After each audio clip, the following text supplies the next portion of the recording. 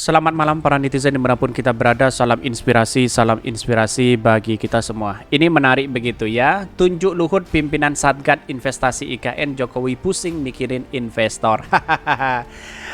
Akankah ya IKN ini akan gagal atau apa atau mangkrak begitu ya? Kalau tidak ada investasi ngapain begitu? Kan begitu logika kita begitu. Sedangkan menggunakan APBN hari ini begitu kan, ya bukan tidak boleh ya, membangun IKN itu bukan tidak boleh, boleh-boleh aja sebagai jangka panjang begitu ya. Tapi bukan berarti hari ini begitu kan ya. Kalau ekonomi kita masih melemah seperti ini begitu ya, ngapain kita harus ada kereta cepat, terus kemudian ada IKN dan sebagainya, kan begitu logika kita begitu. Artinya boleh-boleh aja begitu. Bahkan ya saya lebih setuju IKN itu diletakkan di Papua sana begitu. Kenapa? Biar ada kemajuan besar di situ begitu. Atau jangan-jangan letakkan saja di Madura. Kan begitu logika kita begitu. Jadi artinya kalau letakkan di Kalimantan ya, kalau di apa namanya Pak Jokowi lalu kemudian memberikan statement bahwa IKN adalah jangka panjang dan sebagainya, sebenarnya iya betul begitu ya. Tetapi kalau kita melihat bahwa belum saatnya sekarang ini membangun IKN, kan begitu ya. Jadi banyak sekali pro dan kontra, bahkan ada yang mengatakan bahwa IKN itu adalah proyek ambisius begitu. Mari kita baca terlebih dahulu komentar-komentar netizen seperti ini. Bahkan ini, hidup tanpa Luhut bagaikan teman tak berbunga. Wah, ini kata-kata luar biasa begitu ya. Hidup tanpa Luhut ya, bagai apa ini? Ada penugasan ya, berarti ada proyek. Ada proyek berarti ada fee ya. Ada fee berarti ada cuan, saham kontrak tersebut. Wah, apa ini maksudnya begitu ya? Semakin banyak seseorang memimpin memberikan tugas pada satu bawahannya, ya selalu diandalkan ya. Semakin jelas jika seorang pemimpin tersebut tidak paham apa-apa. Ini menurutku ini contoh kepemimpinan yang tidak baik atau mungkin kekuasaan yang hampir bubar ya, sehingga hanya satu orang diandalkan sedangkan yang lain dianggap, padahal begitu banyak pembantunya. Memang ya benar kata Ergi, sudah ya jadi limdak ya, alias bebek lumpuh. Ini banyak sekali kritikan-kritikan mereka begitu ya. Ada yang mengatakan Luhut lagi ya memang kapasitasnya Pak Luhut memang seperti itu begitu. Mungkin ya kenapa semuanya dipasrahkan kepada Pak Luhut, kan begitu logikanya begitu. Bahkan ya belum saja LPP ditunjuk Jokowi sebagai ketua tim negosiasi dengan apa ini maksudnya ya, yang dipikir proyek sementara ekonomi anjlok ya, perut rakyat dibiarkan rezim Dungo. Ini banyak sekali begitu ya. Dalam artian apa? Kita melihat bahwa perkembangan hari ini, kalau masyarakatnya sejahtera, angka kemiskinannya itu semakin turun, boleh-boleh aja begitu ya.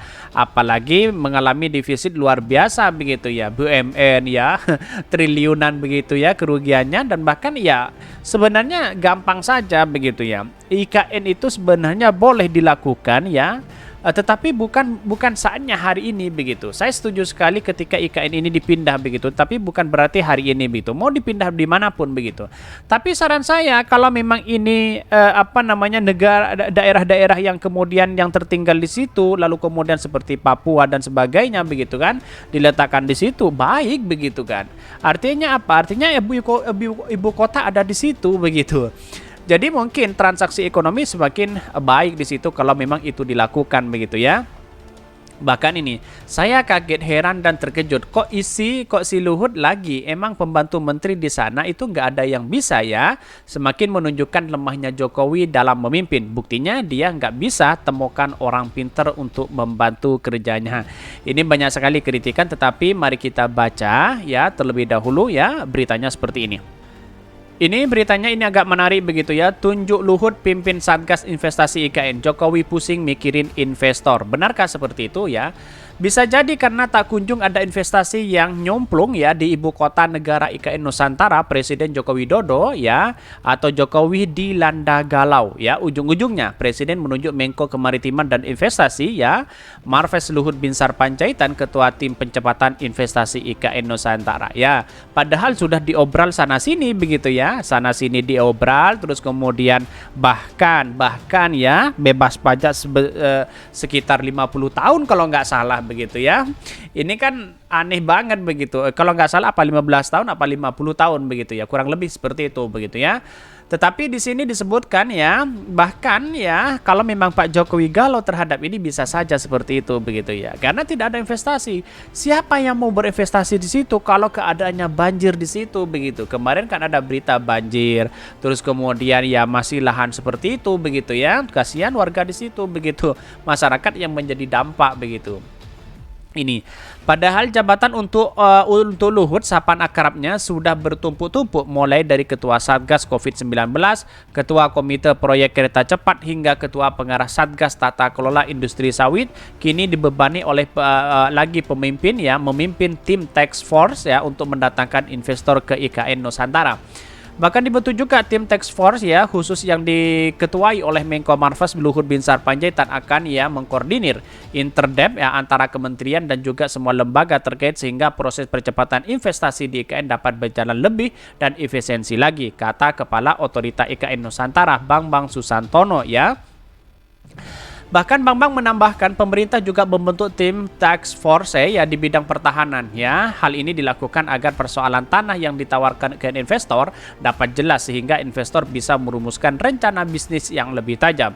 Sehingga nanti pada waktu pelaku investasi dan berdialog bersama kami mencari harga terbaik ya tentu akan dilandasi data dan informasi yang update ya, kata Bambang. Saat ini kata Bambang sudah ada 29 surat pernyataan minat letter of interest ya yang diterima oleh otorita IKN ya. Bahkan dari 29 surat tersebut 36 diantaranya sudah masuk tahap penandatangan perjanjian kerahasiaan non-disclosure agreement ya. Artinya ini harus jelas begitu kan, tidak perlu ditutup-tutupi di situ begitu ya. Kalau memang IKN ya, terus kemudian jangkanya berapa tahun dan sebagainya begitu ya. Bahkan ini dan ditandatangani NDA ya, kata Bambang, maka pembahasan mengenai investasi akan lebih detail ya karena akan terjadi pertukaran data antara pemerintah dan investor. Kemudian investor akan membuat ya studi kelayakan dan rencana bisnis. Ini memang perlukah waktu, tapi saya dan Pak Doni, Wakil Ketua Otorita IKN ya diminta untuk mempercepat proses ini agar bisa merealisasikan yang diinginkan investor di lapangan sesuai peraturan perundang-undangan yang berlaku. Luhut sepertinya menjadi pilihan terakhir bagi Jokowi ketika urusan di negeri ini macet ya, termasuk menghadirkan investor ya masuk ke mega proyek IKN Nusantara senilai 466 triliun. Bayangkan begitu ya, 462 triliun ya. Kini bolanya di tangan Menko Luhut, apakah investor akan berbondong-bondong masuk ke IKN Nusantara atau malah sebaliknya. Ini banyak sekali pro dan kontra. Kalau memang menghabiskan segitu luar biasa begitu ya, apakah ini dari investasi, apakah dari APBN juga begitu ya. Ya, kita tahu di situ publik sudah paham ya bagaimana cara melihat dan perkembangan IKN selama ini begitu ya. Karena beritanya memang agak kurang update begitu ya terkait dengan IKN ya. Tiba-tiba ya kalau memang ada investasi lalu kemudian Pak Jokowi merasa galau di situ ya karena tidak ada investasi dan sebagainya begitu ya. Ya kalau hanya 32 orang misalnya ya, kalau memang orang-orang kaya ya bisa hampir 460 triliun begitu ya. Tetapi kalau hanya 30 orang yang nyumbang hanya mungkin investasinya mungkin 100 miliar begitu ya, tidak cukup di situ begitu ya. Tetapi ini menarik begitu ya. Oke, mungkin itu yang kami sampaikan. Tonton terus channel Hodari Podcast Rakyat ini karena ada berita-berita menarik dan viral setiap harinya. Salam para netizen, salam inspirasi bagi kita semua. Jangan lupa di subscribe channel YouTube Hodari Podcast Rakyat ini.